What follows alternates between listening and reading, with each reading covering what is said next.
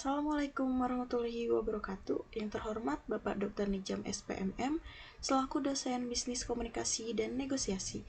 Tak lupa kita panjatkan puji serta syukur kehadirat Allah Subhanahu wa Ta'ala. Sebelumnya, perkenalkan nama saya Nurulan Maharani dengan NPM 021123 Saya akan membahas tentang teknologi. Ada peribahasa bilang bahwa Anda tidak punya kesempatan kedua untuk membuat kesan pertama. Seringkali pesan pertama ini datang dari kata-kata. Apa sih yang dimaksud dengan teknologi? Teknologi adalah penerapan pengetahuan ilmiah untuk menyelesaikan masalah dan pekerjaan sehari-hari manusia. Teknologi juga dapat diartikan sebagai sarana dan prasarana yang dibuat manusia untuk menyediakan barang-barang yang dibutuhkan untuk kelangsungan dan kenyamanan hidup. Kata teknologi berasal dari bahasa Yunani, yaitu tekne, yang berarti pekerjaan, dan logos yang berarti suatu studi peralatan. Lalu ada beberapa contoh teknologi dalam kehidupan sehari-hari, antara lain smartphone, Internet of Things, sistem pembayaran digital, sistem navigasi atau GPS, aplikasi medis dan kesehatan, teknologi penerjemah bahasa, dan sistem keamanan rumah pintar. Perkembangan teknologi dimulai sejak manusia muncul di bumi dan terus berkembang hingga saat ini. Berikut adalah beberapa perkembangan teknologi dari masa ke masa. Yang pertama ada zaman prasejarah. Manusia menggunakan api, membuat alat batu, dan bertani. Manusia purba berkomunikasi dengan melukis di dinding gua menggunakan bahasa isyarat dan dengusan.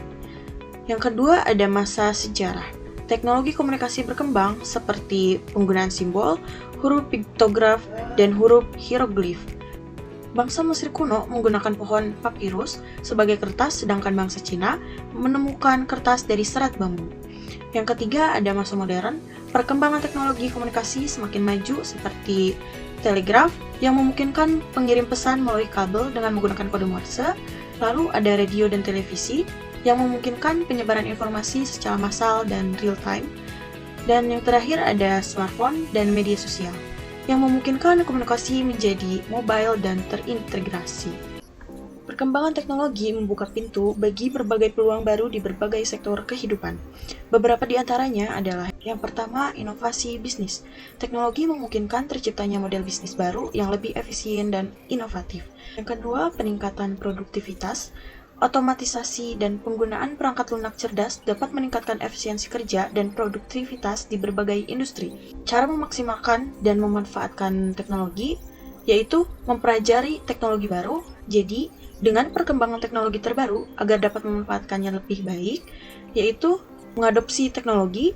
Yang kedua, memanfaatkan teknologi untuk memecahkan masalah. Yang ketiga, berkolaborasi. Yang keempat, etika penggunaan teknologi. Siapa dalam konteks teknologi bisa merujuk pada yang pertama ada pengembang, yang kedua pengguna, yang ketiga perusahaan, dan yang keempat pemerintah. Kenapa teknologi dikembangkan atau digunakan bisa memiliki berbagai alasan.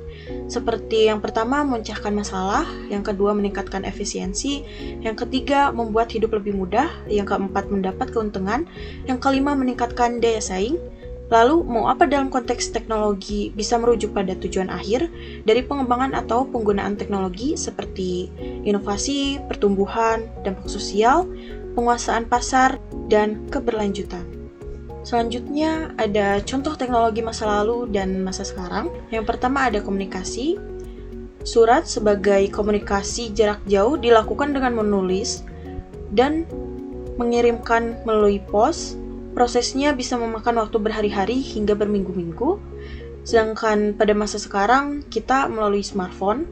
Komunikasi intens dapat dilakukan melalui panggilan suara, video call, pesan teks, dan berbagai aplikasi pesan intens lainnya. Informasi dapat diakses secara real time dari seluruh hiburan. Di masa lalu ada radio dan bioskop.